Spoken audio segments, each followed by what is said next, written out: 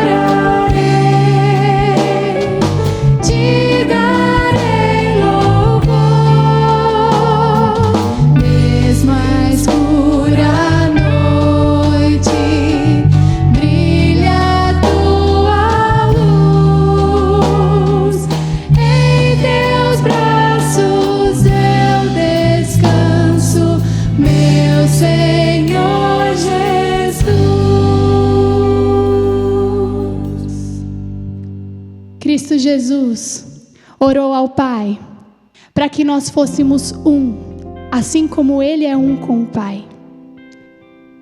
Ainda que fisicamente nós não podemos estar juntos, e isso nos entristece, ainda assim, pelo poder de Cristo, nós podemos ser um com Ele e um entre nós.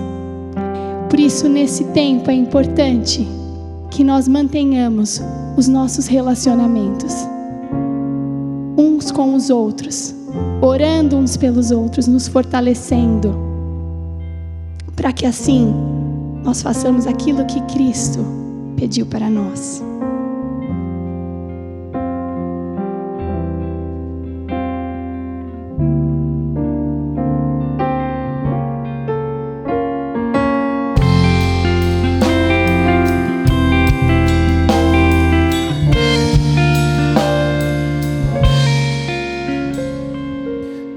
Multidão dos que crerão, era só o coração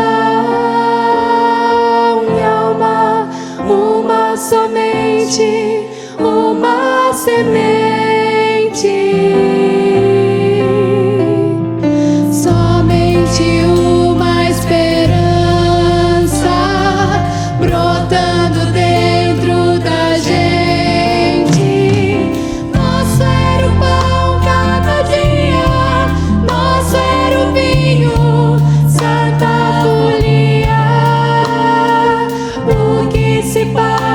Reparte a própria vida, galho ligado à barreira, vida em comum verdadeira,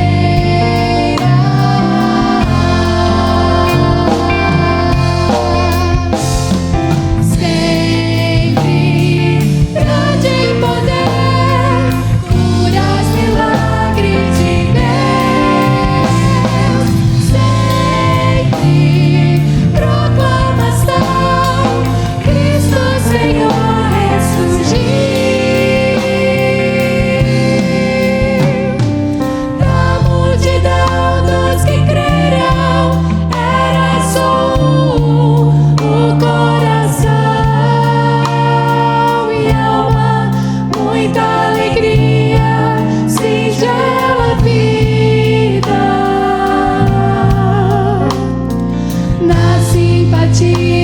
de todos, nasce a igreja de novo, povo de Deus, sal e luz para todos os povos.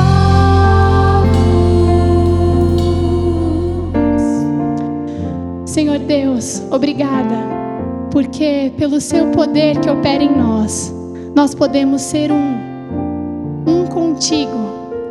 Obrigada, Senhor, porque nada fizemos para merecermos tão grande amor e misericórdia. Nos tome em seus braços, ó Pai. Nos acalente com o teu amor, porque nós precisamos de ti. E nada do que nós cantamos, falamos ou fazemos, nunca poderemos retribuir teu grande amor por nós.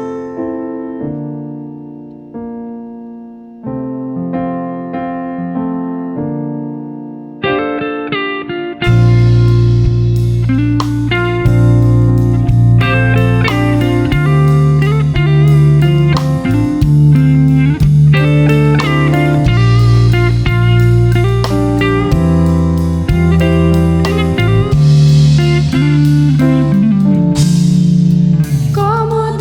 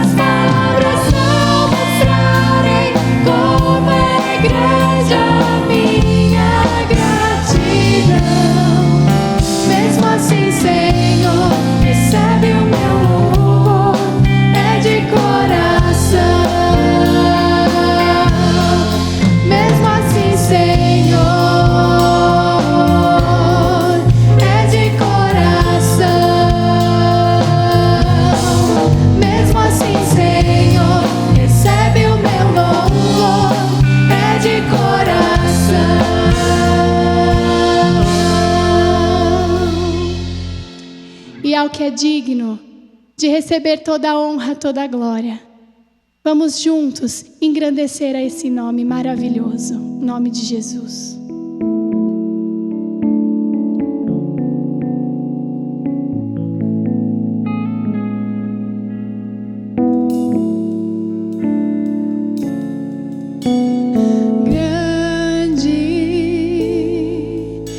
Senhor, e muito digno de louvor,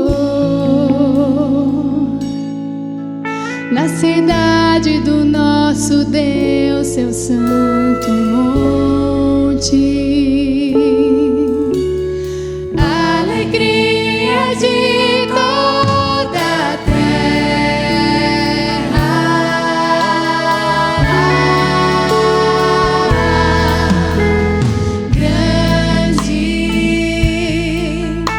Senhor, em quem nós temos a vitória, que nos ajuda contra o inimigo. Por isso diante dele nos prostramos.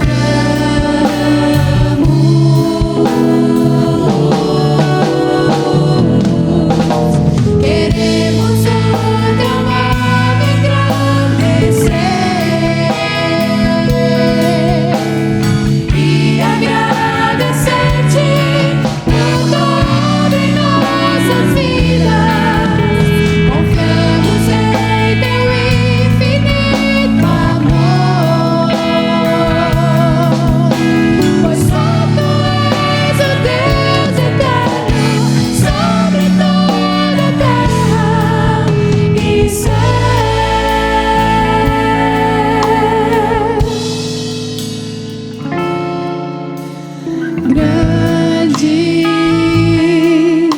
Senhor, e muito digno de louvor,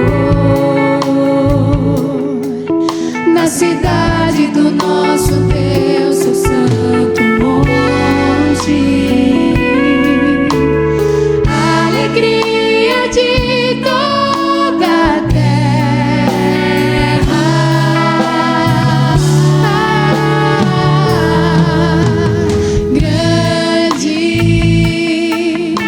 Senhor, em quem nós temos a vitória, que nos ajuda contra o inimigo. Por isso diante dele nos prostramos.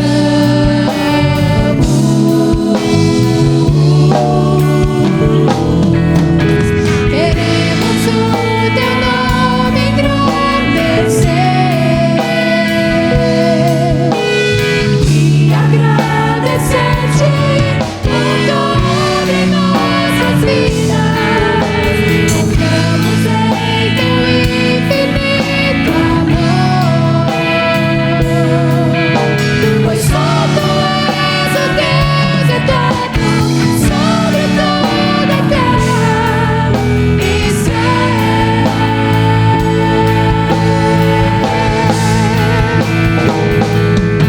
Queremos o teu nome engrandecer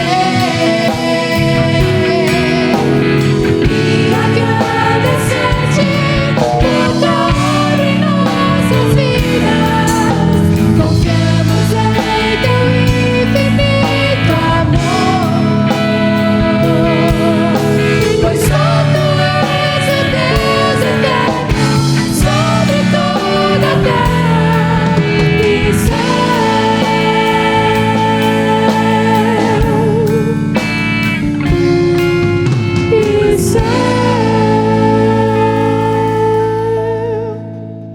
Por meio dele, todas as coisas foram criadas.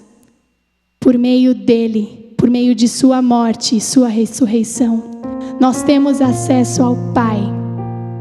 Por meio dele, nós podemos atravessar esse tempo adverso, fortalecidos no amor dele. É nele em quem temos que colocar toda a nossa confiança e o nosso amor.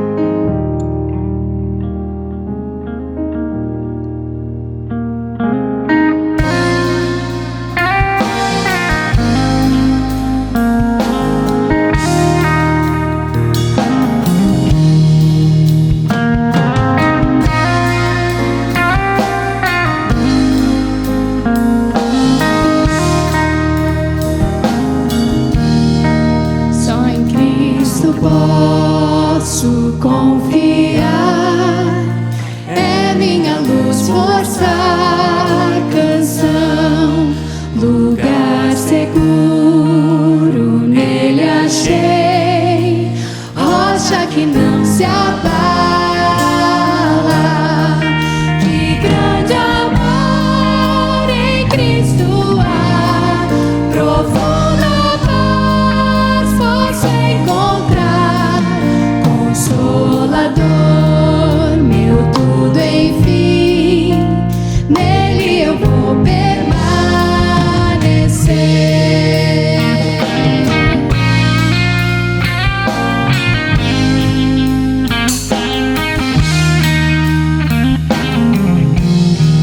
Só Cristo homem se tornou, frágil bebê mais pleno Deus, que dom de amor, justiça e paz, a salvação a todos traz.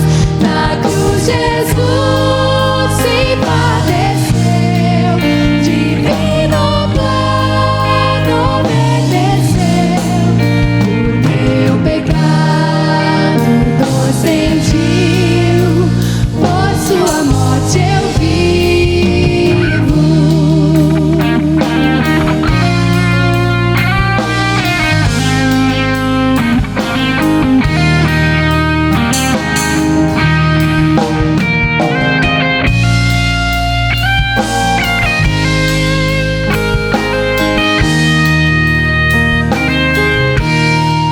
Seu corpo inerte ali ficou, luz que ante as trevas se apagou.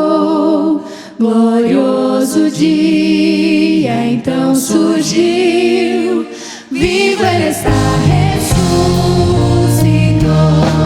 Vitória eterna conquistou, no meu pecado livre sou. De Deus eu sou, e Ele é meu, comprou-me com sangue de Jesus. Não há mais culpa ou medo atroz, esse é o poder de Cristo em mim. Por toda a minha vida aqui, Ele será meu guia, enfim. Pelo poder do inferno irá, das suas mãos me afastar, até voltar ou me chamar. Em Cristo eu vou permanecer, até voltar ou me chamar. Em Cristo eu vou permanecer.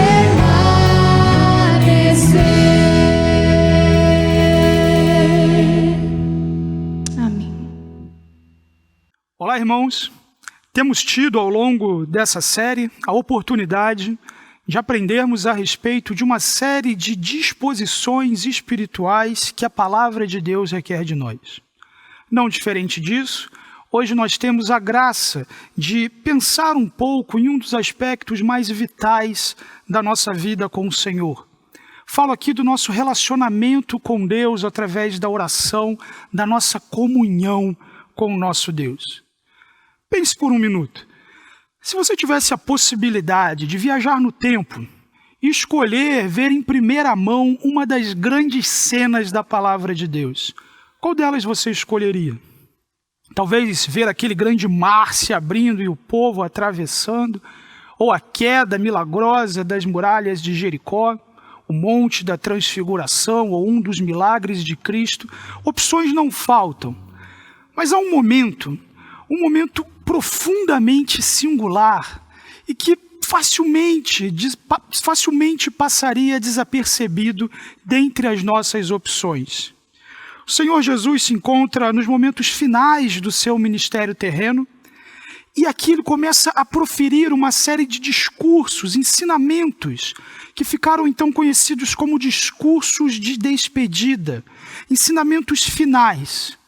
Os horrores da cruz se aproximam, o traidor se aproxima, a rejeição, a dor, a humilhação, o sofrimento supremo se aproxima. E nessa circunstância, o Senhor Jesus se coloca em oração diante do Pai. E quando isso acontece, temos aqui um momento absolutamente singular, como que uma janela do céu que nos permite contemplar a maior conversa registrada entre duas pessoas da Trindade em toda a Escritura, em toda a Palavra de Deus. Uma janela do céu que nos revela a intensidade, a profundidade, a comunhão que há entre o Pai e o Filho, com amor, unidade, missão, glória e conhecimento. Uma janela que nos permite contemplar a beleza e a grandeza que há no nosso Deus. E que não se engane, desafia cada um de nós. Nos desafia a oração e também como destinatários dessa oração, na expectativa e oração de Cristo por cada um de nós, com implicações absolutamente maravilhosas a respeito da nossa comunhão com o Senhor. O Senhor Jesus apresenta ao Pai 3 motivos principais no texto de João, capítulo 17. 3 motivos principais, 3 motivos que expressam o seu anseio pela glória de Deus, o fortalecimento dos discípulos e a unidade da igreja. Acompanhe comigo o primeiro motivo, a glória de Deus, João capítulo 17, versículos 1 a 5. Assim diz a palavra do Senhor. Depois de dizer isso, Jesus olhou para o céu e orou: Pai, chegou a hora. Glorifica o teu Filho, para que o teu Filho te glorifique. Pois lhe deste autoridade sobre toda a humanidade, para que conceda a vida eterna a todos os que lhe deste. Essa é a vida eterna, que te conheçam, o único Deus verdadeiro, e a Jesus Cristo, a quem enviaste. Eu te glorifiquei na terra, completando a obra que me deste para fazer. E agora, Pai, glorifica-me junto a ti, com a glória que eu tinha contigo antes que o mundo existisse. A oração do Senhor começa, irmãos, eu diria, de uma forma notável, com sentenças simples, sem um cerimonialismo vazio, sentenças simples sim, mas sinceras e profundas. O Senhor Jesus olha para o céu, contempla o Deus eterno e ao se dirigir ao Senhor do universo, ele vê a face do seu Pai e diz: chegou a hora, chegou a hora. Ao longo de todo o Evangelho de João, por diversas vezes o Senhor Jesus afirma: a hora não é chegada, a minha hora não chegou, ainda não chegou a hora. Mas agora ele olha para o Pai e diz: chegou a hora. Que hora?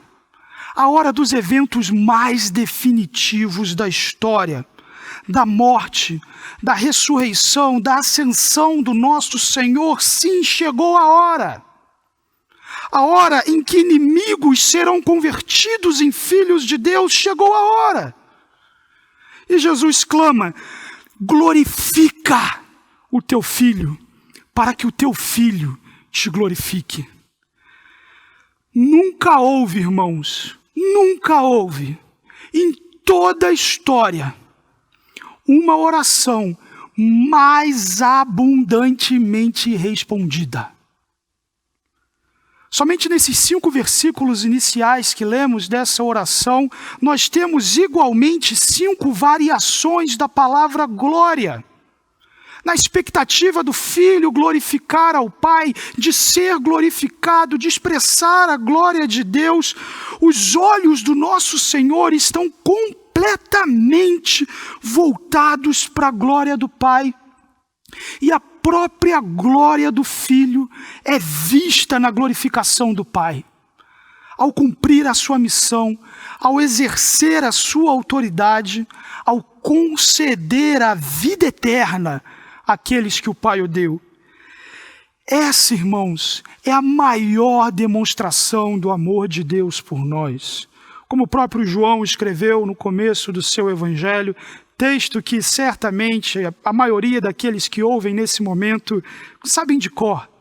Porque Deus tanto amou o mundo que deu seu Filho unigênito para que todo o que nele crer não pereça, mas tenha vida eterna.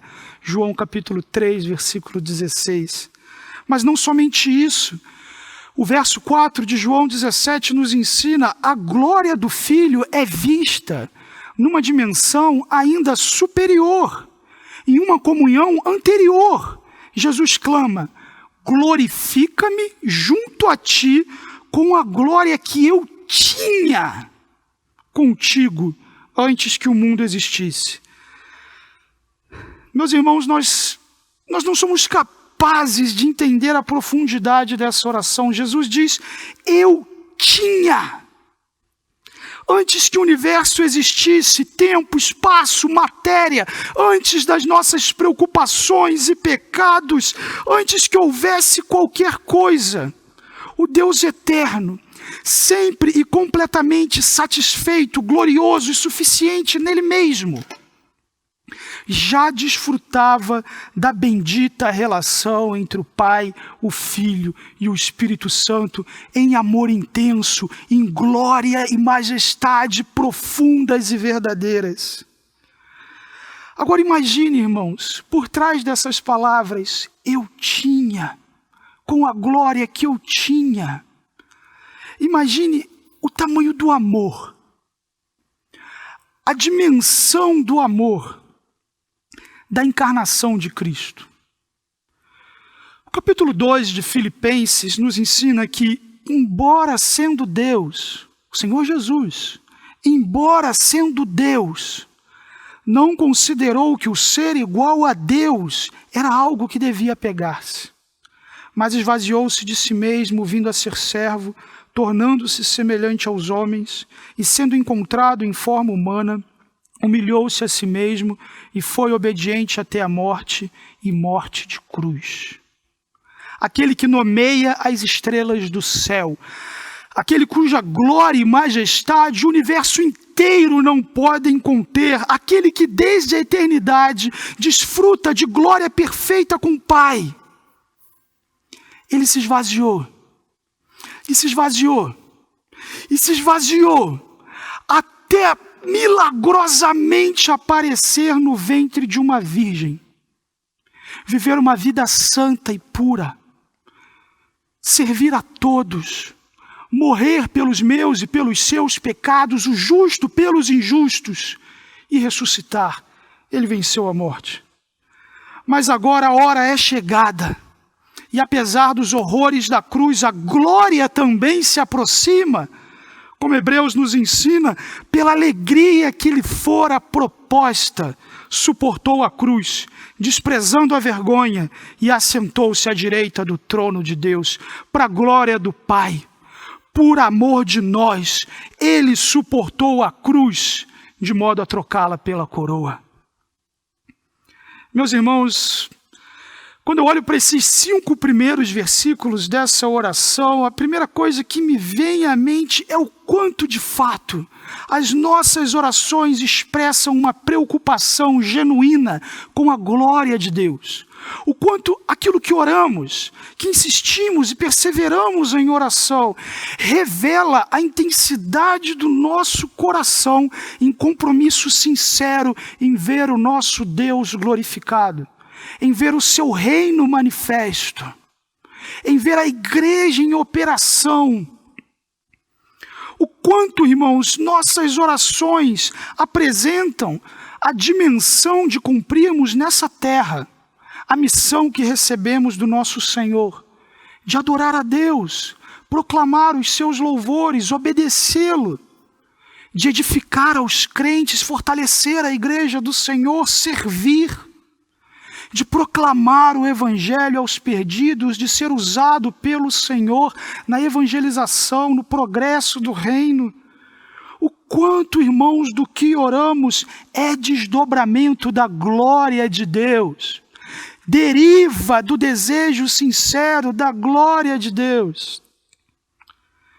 Veja, irmãos, é certo, nossas dores são reais, nossos anseios são reais, nossos desejos são reais, e sim, devemos apresentar a Deus em oração absolutamente todas essas coisas, ter o nosso coração guardado nele, protegido em Cristo, ter a nossa ansiedade e inquietação tratada pelo Senhor. No entanto, acima de tudo isso, a perspectiva é que cada um de nós deveria conservar diante de Deus em oração, e expectativa seria: Senhor, tendo dito tudo isso, tendo te pedido tudo isso, tendo te apresentado tudo isso, me dê somente aquilo que te glorifica. E por mais que doa, toma de mim o que não te rende glória.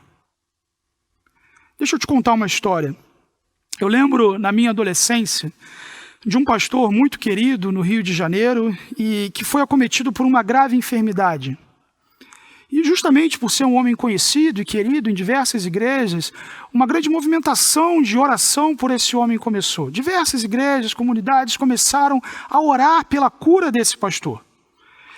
De modo que isso chegou ao conhecimento dele.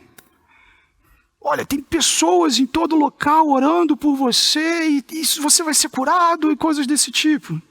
E ainda em condição, aquele homem, muito feliz, obviamente, por receber o carinho de todas essas pessoas expressos na forma de oração, ele vai até a igreja e se dirige à igreja. E nas suas palavras ele diz algo mais ou menos como: meus irmãos, eu sou infinitamente grato pelas orações de vocês.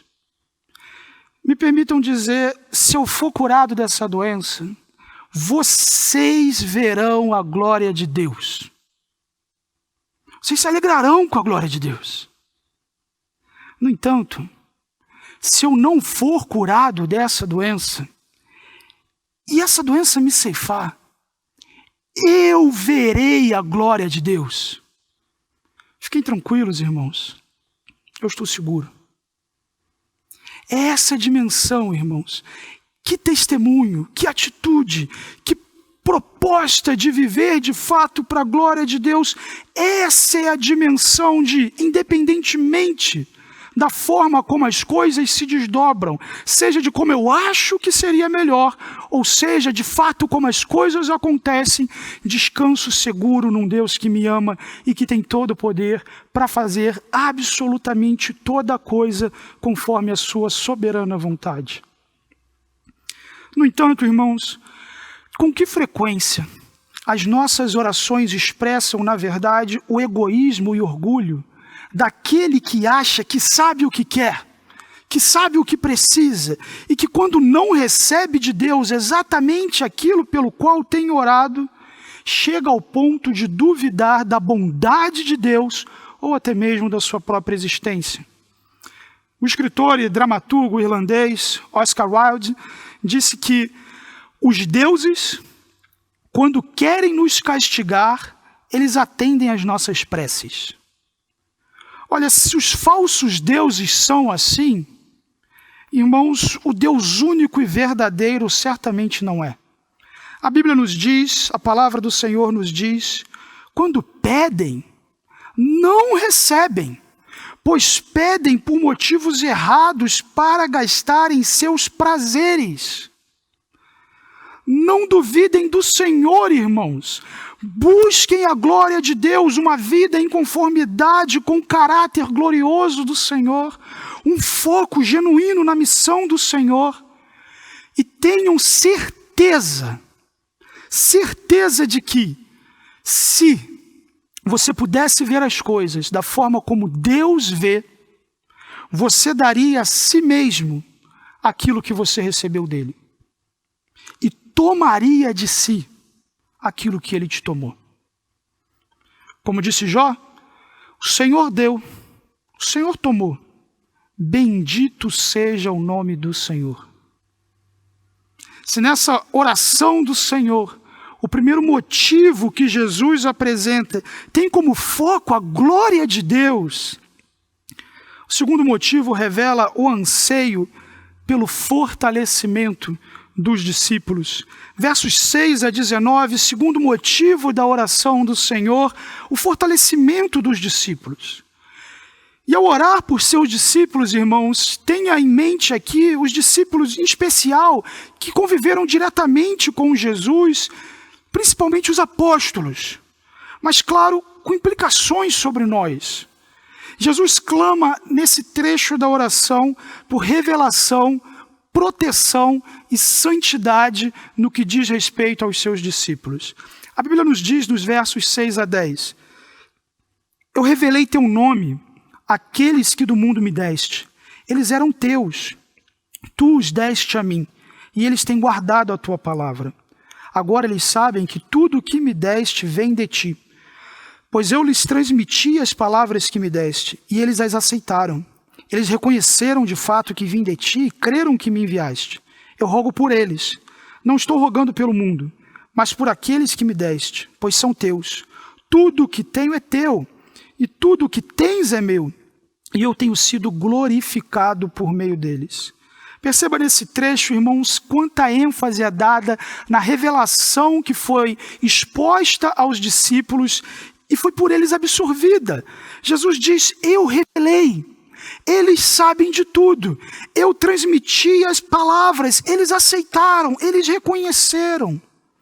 Aqueles que o Pai deu, responderam adequadamente à missão de Cristo. Eles creram no Senhor. Eles foram alcançados pela graça. Do lodo e do lamaçal, da depravação do pecado, eles foram resgatados, alcançados pelo Evangelho do Senhor. De modo que o Senhor Jesus não tem meramente pedidos a respeito deles, senão também afirmações teológicas sobre eles. Esses discípulos eram do Pai. Foram dados por Ele. Eles receberam de modo especial a revelação do Senhor. Eles creram no Senhor. E isso, o verso 10 nos apresenta e encaminha os discípulos a glorificarem a Deus. O texto segue. Verso 11, Jesus ora, não ficarei mais no mundo, mas eles ainda estão no mundo. Eu vou para ti, Pai Santo. Protege-os em teu nome, o nome que me deste, para que sejam um, assim como somos um. Essa forma de se referir ao Pai, Pai Santo, ela acontece unicamente aqui. De uma forma tremenda, em uma única construção, o Senhor junta a perspectiva do Deus transcendente, exaltado, glorioso, santo, e a intimidade familiar daquele que é o Pai, que conhece o Filho, que se relaciona. O Senhor Jesus não ora por uma vida fácil no que diz respeito aos seus discípulos, não ora por prosperidade econômica, nem tampouco por uma segurança intocável ao sofrimento, mas Ele ora para que os seus discípulos sejam protegidos. Frente a todos os desafios da proclamação do Evangelho, da perseguição, dos intentos do mal, o Senhor diz no verso 15, não rogo que os tires do mundo, mas que os protejas do maligno. A oração do Senhor é para que no processo de glorificar a Deus, sejamos por Ele guardados. É essa proteção, é essa graça que permite e garante a prosperidade do Evangelho. Não serão reinos, irmãos, não serão governos, não serão políticas, ideologias, filosofias, nem mesmo pandemias ou qualquer forma de articulação, não será a espada da perseguição, nem tampouco a humilhação que poderá impedir os discípulos de Cristo no cumprimento da sua missão. Servimos a um Deus soberano. Na verdade, é através dessas coisas, atravessando essas coisas e as passando, superando independência ao Senhor, que a igreja do Senhor cresce, é fortalecida e tem o seu caráter trabalhado à estatura do caráter de Cristo. Por fim, Jesus ora pela santificação dos seus discípulos. O Senhor Jesus diz nos versos 17 a 19, santifica-os na verdade. A tua palavra é a verdade. Assim como me enviaste ao mundo, eu os enviei ao mundo. Em favor deles eu me santifico, para que também eles sejam santificados pela verdade. Nosso mestre ora ao Pai Santo para que nós também sejamos santificados. E não apenas isso, ele diz, em favor deles eu me santifico. Não que houvesse pecado em Cristo, pelo qual ele houvesse a necessidade de pedir perdão ou se santificar, mas sim ele se santifica como aquele sumo sacerdote que é separado e santificado para a obra exclusiva de mediação e de sacerdócio, de sacrifício. Só que aqui, irmãos, aquele que é o sacerdote é também o sacrifício, separado, santificado, preparado para um ofício específico, pronto para oferecer o sacrifício em favor do povo.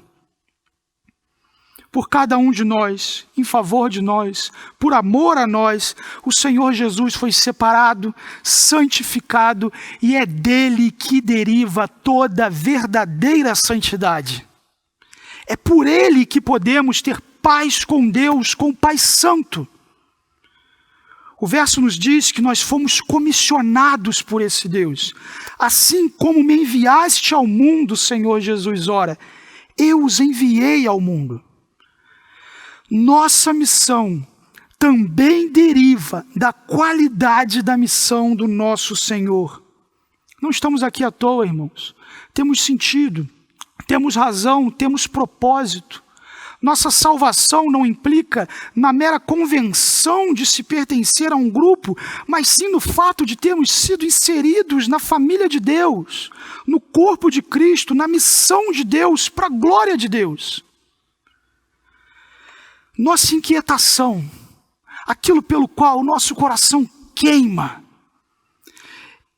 essa inquietação precisa necessariamente refletir a realidade da oração do nosso Senhor. Seu sacrifício, sua proteção, sua santificação não são para nós medalhões de importância ou coisa assim, são sim poder e graça da parte do nosso Deus, para que possamos o servir com excelência.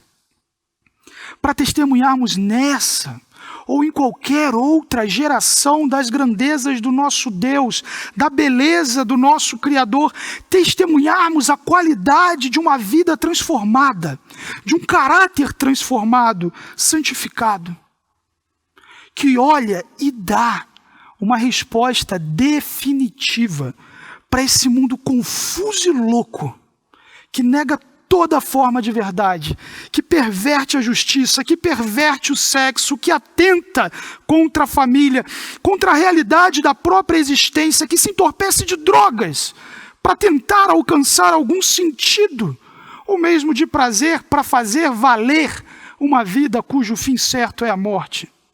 Sim, olha para tudo isso, para toda essa confusão, para todos esses absurdos, para todas essas ideias, e responde: os discípulos de Cristo têm um chamado superior. Superior a tudo isso, e todo aquele que crê no Senhor é chamado para essa novidade de vida. Ele orou pela nossa proteção e santificação, e como autor da nossa fé, garantiu a nossa fé ao preço do seu próprio sangue. Que gratidão podemos ter ao Senhor, irmãos. Que gratidão por sua entrega e sacrifício. O quanto nossas orações necessitam e de fato expressam a alegria de pertencermos à esfera de tudo que o Senhor tem feito no mundo, do grande plano de Deus. Por fim, irmãos, além da glória de Deus, além do fortalecimento dos discípulos, há ainda um terceiro motivo pelo qual Jesus ora, e é pela unidade da igreja. A palavra do Senhor nos diz em João capítulo 17, versos 20 a 26, terceiro motivo, a unidade da igreja. A Bíblia diz: minha oração não é apenas por eles. Rogo também por aqueles que crerão em mim por meio da mensagem deles, para que todos sejam um, Pai, como tu estás em mim e eu em ti, que eles também estejam em nós, para que o mundo creia que tu me enviaste. Deles a glória que me deste, para que eles sejam um, assim como nós somos um, eu neles, tu em mim, que eles sejam levados à plena unidade, para que o mundo saiba que tu me enviaste e os amaste como igualmente me amaste. De uma maneira impressionante, a oração do Senhor atravessa a história da redenção. Ele diz: minha oração não é apenas por eles. Em sua oração, o Senhor contemplou todos aqueles que seriam alcançados pela proclamação do Evangelho, todos aqueles que creriam na morte e na ressurreição de Cristo. Ele orou por mim, Ele orou por você, Ele orou por aqueles que sequer ainda pertencem ao Senhor, mas que crerão mediante a proclamação da mensagem do Evangelho. O desejo do Senhor expresso nessa oração é por unidade, é por participação na comunhão com Deus. O Senhor Jesus diz: para que todos sejam um, Pai, como tu estás em mim e eu em ti, que eles também estejam em nós. E também no verso 22 e 23, deles a glória que me deste, para que eles sejam um, assim como nós somos um, eu neles, tu em mim, que eles sejam levados à plena unidade. Já falamos aqui sobre a gloriosa e eterna comunhão existente na Trindade, mas agora em sua oração, ao se oferecer por nós, o Senhor Jesus nos convida a participarmos dessa comunhão, a participarmos dessa unidade. Eu diria que esse é o fundamento de toda disposição espiritual. O fato de que por meio de Cristo podemos ter comunhão com Deus.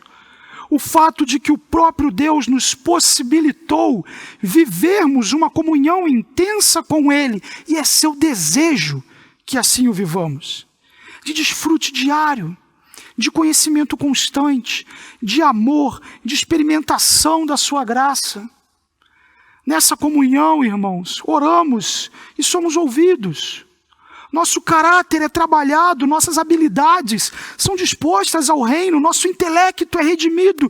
Tudo o que temos, tudo o que somos, tudo o que perdemos e experimentamos é ressignificado, não como uma mera expressão de quem somos, mas como uma expressão de quem Deus é e do que Ele tem feito em nós. Essa esfera de comunhão genuína e plena com o Senhor, ela é vista de um modo especial em nossa unidade e comunhão como igreja do Senhor.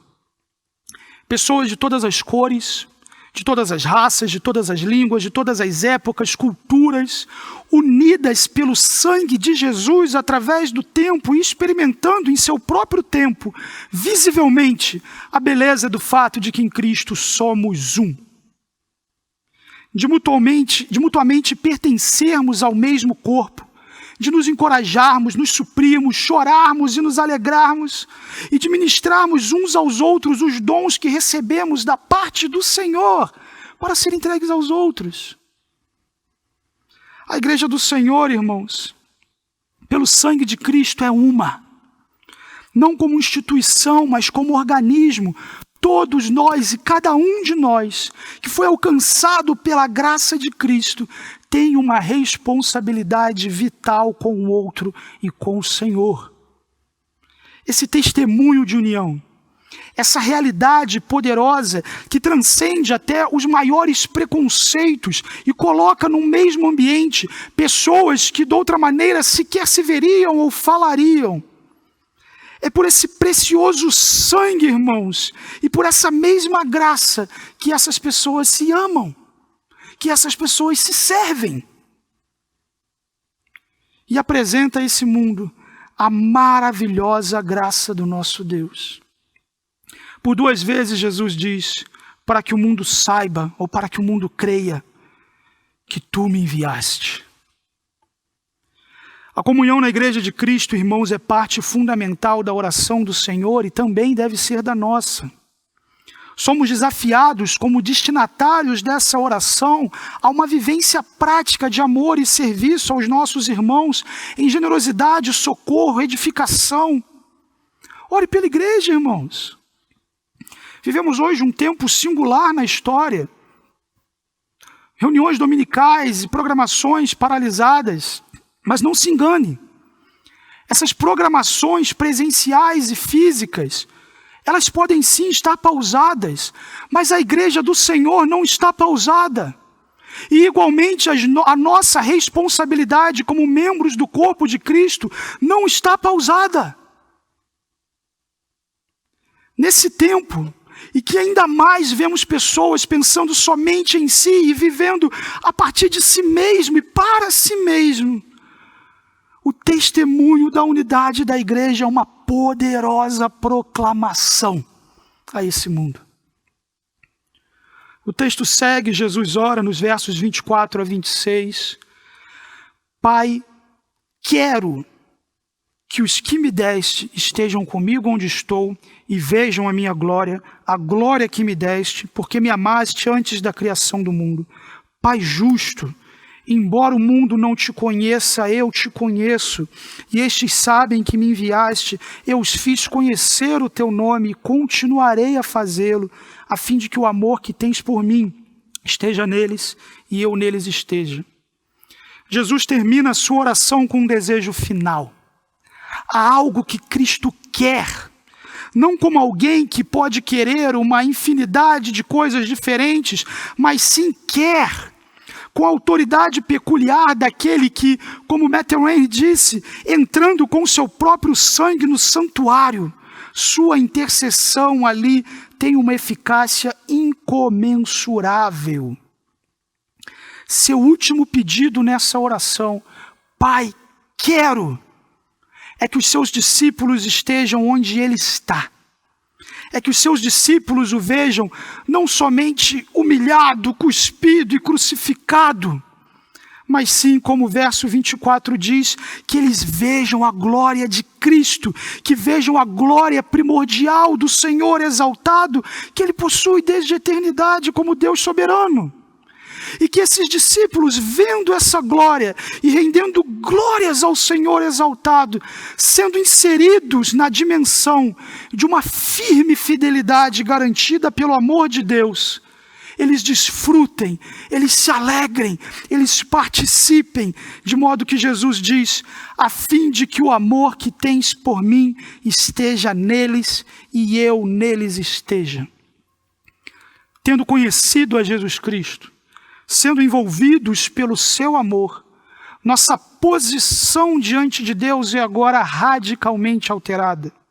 Nossa fidelidade e segurança são garantidas pelo amor de Deus de modos e formas que nos constrangem e encorajam, protegem e impulsionam, que nos lançam e retêm em tantos outros paradoxos da graça e que ressaltam o fato de que o Senhor nos sustém.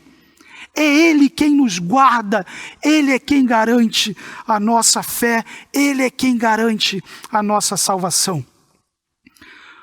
Como discípulos de Jesus, sim, vivemos para glória e devoção a Deus, completamente seguros e descansados no seu amor, certos de que, independentemente do momento, da dor, da alegria ou da situação, como a palavra de Deus nos diz em Romanos 8, 38 e 39, estou convencido de que nem a morte, nem a vida, nem anjos, nem demônios, nem o presente, nem o futuro, nem quaisquer poderes, nem a altura, nem a profundidade, nem qualquer outra coisa na criação será capaz de nos separar do amor de Deus que está em Cristo Jesus, nosso Senhor. Temos essa segurança, irmãos, no amor de Cristo, no amor que Ele nos fez participantes, no amor que não poupou o seu próprio Filho. Temos essa segurança, irmãos. Esse é o nosso Deus, esse é o Evangelho, essa é a nossa vocação, o nosso chamado, a nossa herança, a riqueza da glória do nosso Deus. É para essa devoção que nós fomos chamados, é para esse Deus que fomos relacionados. Então sim, conheça esse Deus, ore, clame, adore, peça, busque, prove, viva com o Senhor. Expresse em sua vida uma vida redimida e regenerada em um relacionamento genuíno com o Pai que te ama, que está nos céus e que deseja um relacionamento através de Cristo com cada um daqueles que pelo seu poder foram feitos filhos. Concluindo, irmãos, a intercessão de Jesus por nós, ela nos mostra não somente grandes exemplos do quanto podemos orar e conhecer mais a Deus, mas também nos revelam o quanto somos, pela graça e misericórdia de Deus, direcionados a isso. O Senhor Jesus glorificou ao Pai e fomos inseridos nessa esfera de unidade com Deus, uns com os outros, e igualmente somos seguros e protegidos no seu amor. Ao preço do sangue de Jesus, se você crê na morte e ressurreição de Cristo, você está em paz com Deus, descansado nele. Você pode experimentar desde já uma vida de intimidade com Deus, de experimentação e conhecimento do Senhor, de provar a sua bondade, a sua graça, a sua correção, a sua direção. Conheça o Senhor, clame, ore, conheça o Senhor. Não perca tempo, irmãos. Conheça mais e sempre mais o Senhor que te resgatou. Quer você esteja ouvindo esse sermão sozinho, ou mesmo em família, considere agora 3 motivos de oração, expressando os motivos que podemos ver ao longo dessa oração do Senhor em João capítulo 17. Primeiro momento, ore pela glória de Deus. Ore para que na sua vida você adquira a perspectiva de aquilo que você fizer, onde ou como fizer, fazer em obediência a Deus, para a glória de Deus, de modo santo e justo, praticando o bem que você sabe fazer, se libertando pela graça e poder de Deus dos pecados. Ore para que a glória de Deus seja a perspectiva da sua família. Num segundo momento, ore também pelo fortalecimento da igreja. É fato que o Senhor nos guarda e protege e que as portas do inferno não prevalecerão contra a igreja de Cristo em qualquer momento. Mas ore pelo fortalecimento da igreja. Ore para que aqueles joelhos vacilantes, para que aqueles irmãos que porventura estejam esmorecendo, que sejam fortalecidos pelo Senhor, tenham a sua fé renovada e possam experimentar mais e mais do nosso Deus. E por fim, ore pela unidade da igreja. Ore para que a sua igreja, caso você não seja da Igreja Batista Fonte, ou da própria Igreja Batista Fonte, se você é um membro dessa igreja local, ore para que visivelmente possamos expressar a unidade que sobrenaturalmente recebemos do Senhor pelo sangue de Jesus. Ore para que você e a sua família se comprometa com essa unidade da igreja. Expresse os dons que receberam do Senhor e vivam em comunidade para a glória de Deus. Alguns minutos para você orar e logo em seguida oramos por esses pedidos.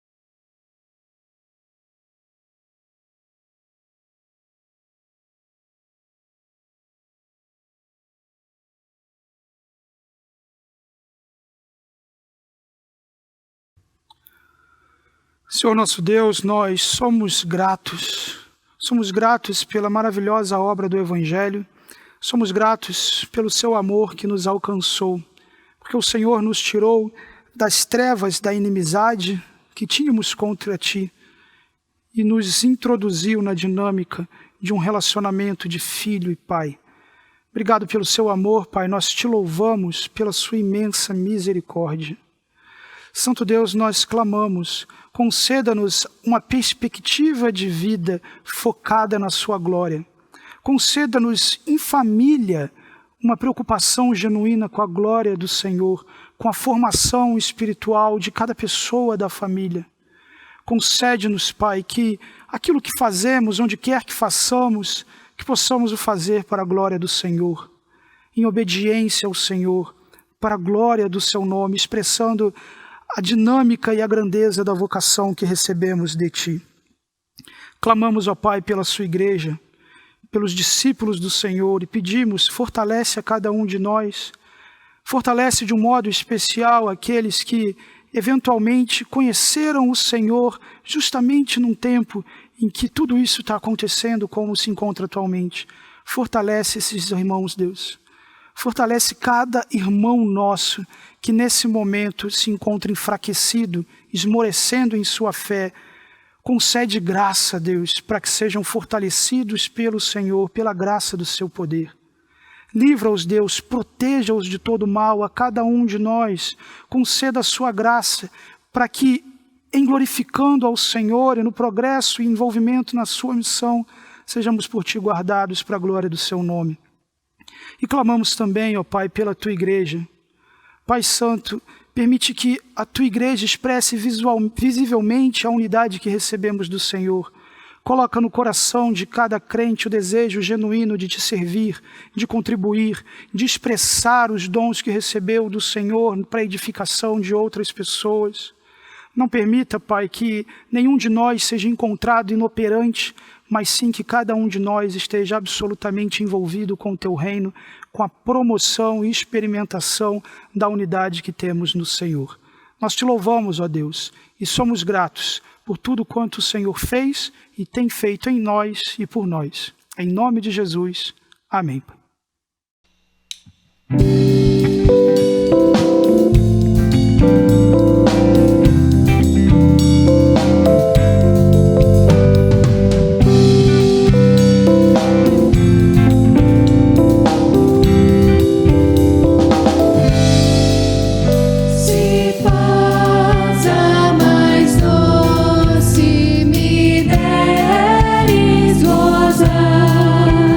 Se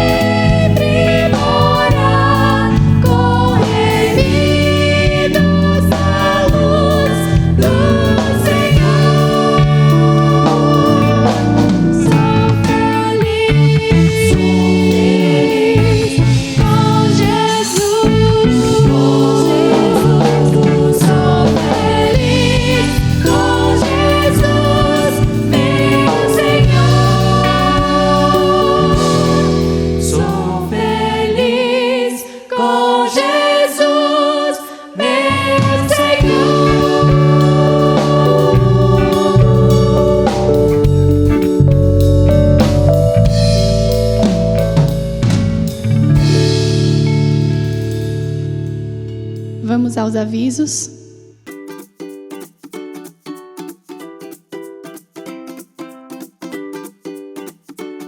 Olá!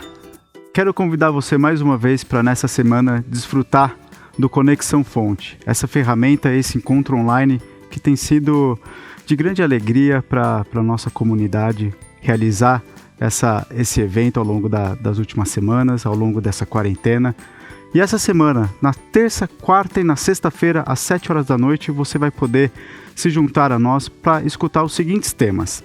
Na terça-feira, o pastor Vladimir vai tratar do coronavírus. É um sinal dos fins dos tempos? Na quarta-feira, a Rose Fonseca vai falar sobre submissão e o papel da mulher. E na sexta-feira, o Dr. Luiz Américo vai falar do tema Aprendendo com Elias a lidar com o medo. Nesses dias, terça, quarta e sexta, às 7 horas, você vai encontrar nos nossos links no nosso site e pode participar conosco do Conexão Fonte. Tanto você que é membro da igreja, quanto você que nos visita, ou que nos visita virtualmente. E para você que não faz parte da nossa igreja, não é membro, eu quero pedir uma licença para você nesse momento, que a gente vai tratar agora do nosso relatório de gratidão. É uma imagem que o nosso Ministério de Administração fornece para a nossa igreja mensalmente, para explicar como é que está a saúde financeira da Igreja Batista Fonte. Então, você que nos visita, não se sinta constrangido com a mensagem que vai ser passada aqui. Ela não é para você, ela é um reporte para a nossa comunidade. Nossa comunidade já está acostumada a ver esse gráfico que está sendo projetado na tela, com essas linhas verdes e vermelhas, que são as verdes representando as nossas receitas e as vermelhas representando as nossas despesas. Como vocês podem observar, nos últimos 3 meses de abril, maio e junho, a linha vermelha das despesas está mais ou menos quase que uma reta, enquanto a linha verde de receitas tem aumentado gradativamente. Isso é um agradecimento que a gente quer fazer à nossa igreja, assim como Paulo escreveu na carta de 2 Coríntios, capítulo 9, versículo 15, escreveu graças a Deus pelo seu dom indescritível, quando ele estava realmente tratando com aquela igreja sobre a assistência que a igreja dava aos santos, aos necessitados, aos pobres. Tivemos algumas campanhas recentemente, onde tivemos resultado de retorno por parte da igreja que nos deixa muito alegre. Você está observando nesse gráfico aí também outras 2 novas linhas, pontilhadas, uma azul e uma outra amarela. Elas também representam receitas e despesas. Nessa linha nova, a gente fez o seguinte exercício. Tiramos tudo que são ofertas e despesas destinadas. O que é isso? São ofertas que são destinadas a algum ministério específico, como por exemplo missões, ou essas campanhas que nós tivemos recentes, tanto para promoção social, ou comunicação, ou semear. E junto, além de tirar essas receitas, a gente tirou também as despesas equivalentes ao que era para o fim do uso da oferta destinada. E a gente aparece com esse novo gráfico, onde as receitas ali constam somente as nossas ofertas regulares. O que são isso? São os dízimos e as ofertas que os irmãos entregam mensalmente para a igreja, principalmente hoje através dos nossos canais eletrônicos. E as despesas são basicamente as despesas fixas que nós temos que honrar todos os meses. Conforme foi dito anteriormente pelo Marcelo Feltrin, a igreja fez uma redução nos seus gastos e basicamente o que essa linha amarela está representando é o que a gente está honrando e os nossos compromissos financeiros dos últimos meses. Veja também que a linha amarela ela mantém quase que uma linha reta também, indicando que nós temos trabalhado com corte de gastos e despesas fixas. E a receita, que é a linha azul, tem também uma graduação, tem aumentado. E é por causa disso que a gente vem aqui com alegria apresentar esses resultados, mesmo que no meio de uma crise, resultados extremamente positivos, que tem permitido à igreja honrar os seus compromissos, honrar a sua fidelidade financeira. Que Deus os abençoe. Até a próxima.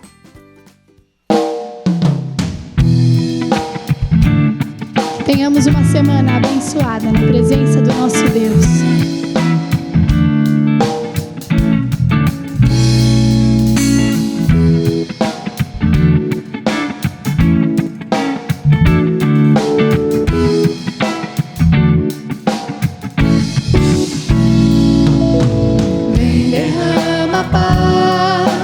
Vem derrama as bênçãos sobre este povo que